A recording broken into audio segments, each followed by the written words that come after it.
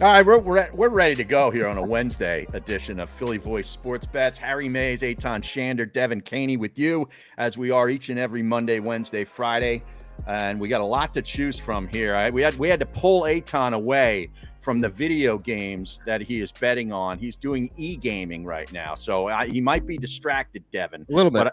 But I understand he's got to play on some Phillies game, and he's found a loophole that we're going to have to get to before the end of the show today. Not a game. Not a game. Right. Not a game. What do you mean? Talking about practice? No, we're not talking about practice, nor are we talking about the preseason NBA. But just something small, and it may not mean a lot on the surface to people, but if you are going to bet the Philadelphia Phillies to win it all, then I found a nice way for you to do it as opposed to just simply making that futures bet. There's another way you can do it, which actually is, and I'll explain, but I didn't want to lead with that. No, we'll get to that, but we have to congratulate. You were saying game, so it's not a game. Oh, okay. We have to congratulate. I thought you were talking about like betting on the Astros in these like meaningless games. No. I know a lot of people have done. Well, I bet the Astros yesterday because it was the biggest lock of the year after the Phillies were drunk. I'm sure they were on the field with like a blood alcohol content of 0.24. So that was the lock of the century. But now they're going to take on the St. Louis Cardinals. We don't even know when they're playing, Friday. But Friday. But do we know the time of the game? No, but we know it's Friday, Saturday, Sunday at St. Louis. Right. It's a 3-game series essentially. In St. Louis, and the Phillies should have their rotation all set up, so it'll give them, at least somewhat of a chance to advance. But Monday Night Football, the under hit, our 3-leg parlay did not. I took it. Actually, DraftKings would only let me play 2 of the legs. I was unable to play the whole thing, but I did take the Rams minus the 2.5. That was me, so I apologize. And then we had the both of you were touchdown. On that. Right. I was, my Monday Night Football. I think I got a Debo Samuel touchdown, but that's about it. Well, I had the under 42.5 or whatever it was. That hit. So that was pretty easy. In fact, the under was there. Yeah, I do this halftime show with Todd Wishnev, and he even took under 40, which was what it was at halftime, and that hit. So that game went to sleep in the second half. Man, I tell you, this Rams team has got some major problems offensively. In fact, that's influencing me. I took Dallas already at plus 4.5. This week in Los Angeles with Cooper freaking Rush. Yeah, you're not going for his 5th win. What's that? You're not getting Dak back this week. No. But I'll tell you that Dallas's defense, I think, should be able to manhandle this offensive line, which is what is the problem with Matthew Stafford looking for another receiver outside of Cooper Kupp? Nobody's open. And his freaking tight end. Are they not? Because I don't watch the all 22. And this guy all of a sudden goes from Chicago, and I think he was in Jacksonville. Allen Robinson. And all of a sudden now he can't get open. When you look at this offense, they're not running the football at all. No, they can't run the football. Cam Akers is a shell of what he once was. And Darrell Henderson isn't doing much or even having the ability to do much to compensate. So Allen Robinson is just not finding his way in this offense. And Robert Woods, when he was healthy, took some pressure off. You also don't have Van Jefferson. And look, we saw this with Deshaun, right? When you had an offense that wasn't built around Deshaun but was able to benefit from Deshaun, and you didn't have Deshaun Jackson on the field, things struggle. Right, but it's funny you bring Deshaun Jackson's name up because I was thinking as I'm watching the broadcast, and they're talking about this Van Jefferson guy, like he is Deshaun Jackson in his prime. He's got some wheels, man. He's got wheels, but I mean, what has the guy ever done? He's really not accomplished a whole hell of a lot. He was pretty. Oh, look, I'm not going to waste our time battling the merits and value. I know you got to get back to video games. I understand. Let's move right along. Thursday Night Football is the Colts, who look like crap, against Denver, who doesn't look much better. There's some issues with Russell Wilson. I took under already in this game, and it's actually 43.5. It's actually now down to 42.5. I wanted to get your thoughts if you had a feel for the side. I'm leaning Colts, but I'm already on the under. Eitan, I didn't know if you wanted to go first or not. Yeah, go ahead, Devin. I'm leaning Colts as well. It's interesting because both these teams, I think Jonathan Taylor, we don't know for sure, but he likely won't play. Javonte Williams, of course, is out.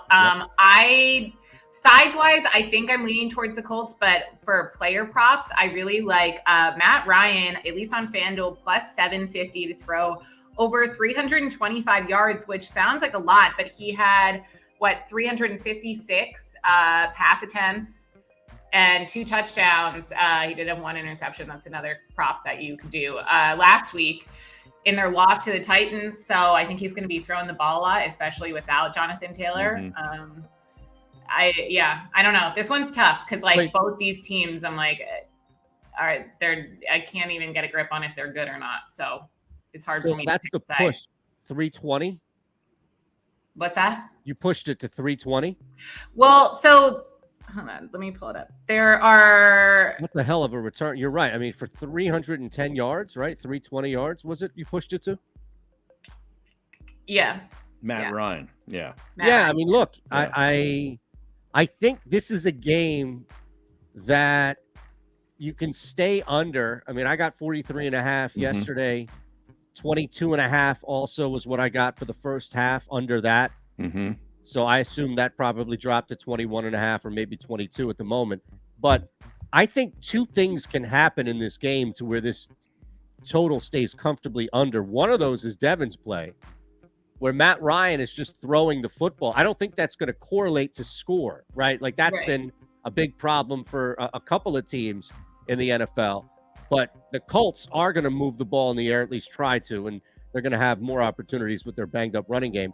I think that's a good thing. Look, what is his regular minus 110 number? 255, something like that? I think so, yeah. And you're getting, 700 back? Yeah, and that's like an aggressive one. Like some of the other lower yardages are like less money, less return, but I just felt like being aggressive and going with the plus 750, but it's all still plus money. It's actually 233.5.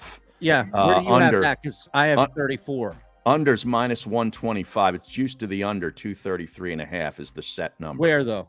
On DraftKings. Okay, good. Yeah, because BetMGM has it minus 120. It's a little bit less of a hold, but it's up a number. So that's the trade-off. So 233.5 if you wanted to go over, 234.5 if you wanted to go under. Yeah. And we're talking about really 1.25 big plays that puts this from 234.5 to over that 310 number that you had, right? It's like the 2 big plays you got in the Monday night game. It's really all San Francisco needed was those 2 big plays. I'm going to give you one here, and that's also, I think, allows us to stay within the under here, especially because 42.5 is a big total for these 2 teams. It is. But I'm going to go over 1.5 passing touchdowns. I can get this at plus 130 on BetMGM for Russ. I'm going to take 2 TDs in the air from Russ. I do think they move the football. They just suck right now. But you know what? So do the Colts. Yeah. Well, Gordon keeps fumbling the football too. Yeah, but here's the thing. Like, we talk about this every week, and I'm going to sound like a broken record. I'm going to sound like the person prognosticating a 55% chance of rain each week until it hits, and then say, I told you. But which team do you think figures this thing out faster on a shorter week? I think the Colts do. I don't think that the Broncos have to win in order for – no, I mean like the offense, like the quarterbacks. I'm not talking about even winning the game. I'm just saying like moving the ball down the field. If you think it's the Colts, that's fine, but I'm going to bet plus 130 that it's Russ who could get me 2 in the air. Okay, what about the interceptions? Over a half interception is minus 125 for Matt Ryan on DraftKings. I think he definitely throws a pick because he's going to be chucking it a lot. Yes. I agree with Devin on that. That's been one of my just go-tos. I feel like every week it's like Matt Ryan to throw at least 1 interception. Matthew Stafford too. Yeah. Yes. I actually almost did that for Monday night and I didn't, and I wish that I had. Yeah. So Ryan over a pick at minus 120 you had? 125. 125. Yeah, that's fine. I could work with that. Okay. So we're working something here for Thursday Night Football. We both we all agree on the under. We like over Matt Ryan for interceptions and the yardage over for Matt Ryan. Yep. Should we parlay all of that together if we can. Same game parlay. So what was the third one that you had outside of Ryan and Devin? Yeah, you'd have to do it on FanDuel if you could same game parlay that. That would be fantastic, especially at that plus 700 payout. And that's a parlay in its own right. All right, I like it. I like it. Now we got a PGA Tour event in Las Vegas this week, and I know Eitan's got to play on the Shriners. I do too. I got a couple of outrights and some matchups that I've already placed. Maverick McNeely. I don't know why you're doing this to yourself. What do you mean? Sit back and listen. Well, Maverick McNeely lives there. He plays this golf course every day. So I'm just going to take a flyer on a juicy number of plus 6,500 that he figures it out and gets his first win. He's been knocking on the door for the last 2 years. Plus 6,500 is a good number for me. And Cam Davis is another guy that plus 4,000 in the outright. I think it would be a smart play. I'm also taking McNeely plus 100 over Taylor Moore in a matchup. And speaking of Taylors, Taylor Montgomery is an up-and-coming player at minus 120 over Adam Hadwin. Sounds pretty good to me, Eitan. What do you think? I think Maverick McNeely, in a nutshell, is a guy that's going to keep burning you every single week until he hits an outright that's probably going to be like 90-1. Right. And you're going to turn around and be like super profitable. Yes. Yeah. I mean, it's like playing scratch offs every day until you hit one. And then you turn around and say, man, that was really worth it. So I can't say anything negative, even though my face probably said a ton right there. It did. I would stay away. I love Montgomery, especially because he's putting, and you don't really need to have your long irons be consistent at this course. It's a really easy place in Vegas. So Montgomery, and they're at altitude too, so guys that don't even hit it that far are gonna get some benefits. Speaking of putters, Denny McCarthy plus 6,000. What do you think? Yeah, I just don't know. Even at a course like this that mitigates a lot, I just don't know if I want to continue to I'd rather take a guy who's putting as well as Montgomery, knowing he can do other things pretty well, than rely on just McCarthy, to overcome another thing or two and rely on his putting, because the variance of that stick alone is so crazy. Let me give you one long shot here, and I'm actually going to give you one that I think can win this. 90-1, Martin Laird. He's won it twice. Yeah. In playoffs. You need to have a sense of this course. You need to have won before, either on tour or here. And he what I love is that the playoff that he won was in 2009 and then in 2020. So no matter how bad he was playing, 2 straight miscuts to start swing season, I'll just slide before we move to college. I'll just slide in Martin Laird. All right, two-time winner there. He's missed 2 straight cuts. He's not coming in great form, but this is kind of a course where he's obviously comfortable. Could sort of wake him out of his slumber. Like you and Maverick. I know. I like it. All right, Harry and Maverick, Eitan and Martin. College football. Already told you I was on Tennessee or LSU, excuse me, because of the Tennessee look ahead. That line is now moved. Got it at 3.5. LSU, a home dog, is now down to 3. And the Mississippi State-Arkansas game is interesting. I got it at 5. I got Mississippi State laying 5. The Arkansas quarterback is banged up and probably won't play. That line has shot up to 8, Eitan. So you got ahead 2.5 points already. And 3. Oh, yeah. 3.5 points. 3. 3. Yeah. And you're ahead of the injury, too, which is clearly impacting this. Hard to argue with that. I mean, it's probably too late at this point to take anything below 8. You're not going to get it. So great job, man. I think that pretty much locks in that game, and you got in ahead of it. And I love Mississippi State. I tell you, it's a team nobody's talking about that really can move the football. Coach Leach has a good quarterback, and that's a nice combination when you're in the SEC. That was a big win for them. Yeah, it was. Harry, I feel like you're like the college football expert, so I want to get your opinion on Texas A&M and Alabama. Is it worth betting anything on that one? Wow. Well, I tell you this, the two coaches hate each other. And when Nick Saban has an extra axe to grind, he is going to try to run it up as much as possible if he can against Texas A&M. So that is one that I would think about laying the big lumber with the Crimson Tide. Now, their quarterback is banged up. Major issue there, right? That's the only issue here. But I'll tell you, Texas A&M is not a very good football team. They came in with a lot of hoopla because their coach makes $10 million a year and because they got all these, high recruits. They're not very good. I would take Alabama, and I would lay the points because I'd love to see, Saban just rub Jimbo's face in dog shit. Well, that's what I think. This is vintage. This is a vintage Bama play here, where you go out and you find the first half, and you lay whatever the spread is in the first half. Because they'll be up 21-0 in the first quarter. Absolutely, absolutely.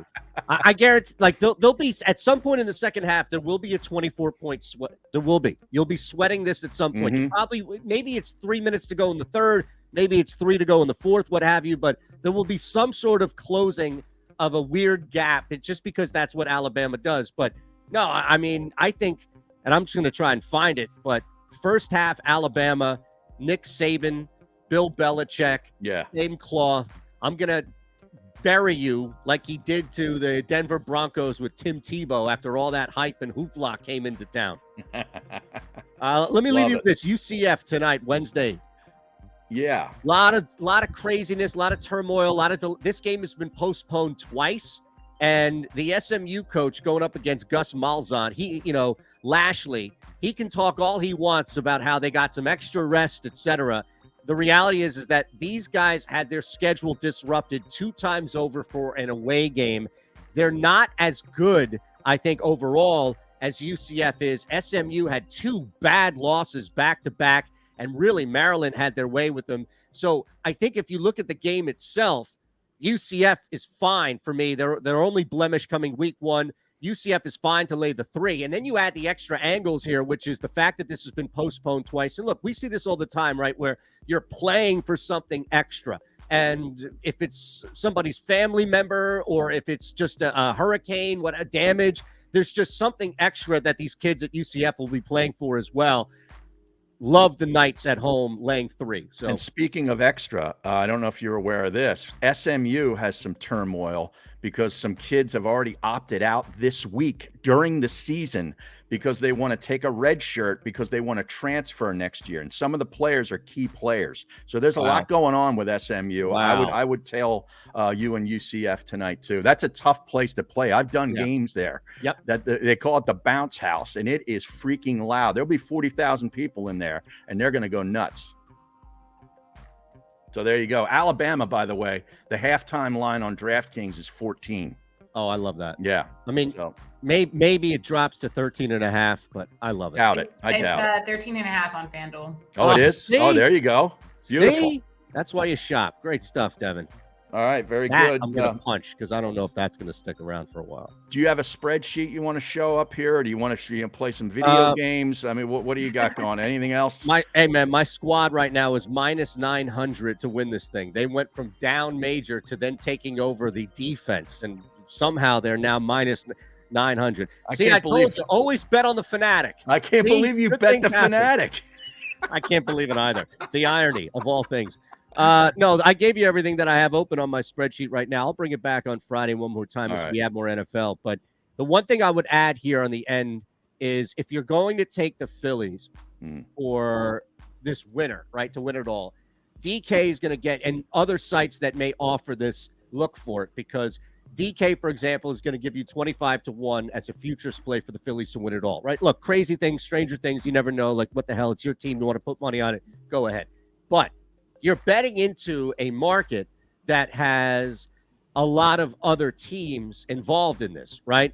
So it's actually a shorter market to bet into if you do the winning state as opposed to just every single team who could win it all. Because if you look at the winning state, that's going to incorporate every other state, which is like the field, and then also a couple of states like New York and California, for example, that have multi-teams in there. So you're still getting the same odds, but you're betting into a better hold. And the only reason why I know that is because the odds haven't changed for a smaller field. So they should have changed for a smaller field. Any state should be 2,200 or something like that to reflect an astronomical VIG that you're paying. So it's just a small thing that probably a lot of people wouldn't even give a shit about, but it's the difference of maybe an ATM fee of $3.50 or, $6, and take that for what it's worth. Right. It's like going into the 7-Eleven with your ATM card and paying that $6 or $7 fee. as opposed to Wawa where you're not paying anything. Exactly right. By the way, as soon as I open my mouth, they drop to minus 325 live. So no more talk about video games, please. All right, very good. All right, we'll be back on Friday. Good luck with all the wagers, Thursday night football. Enjoy it, and we'll see you Friday.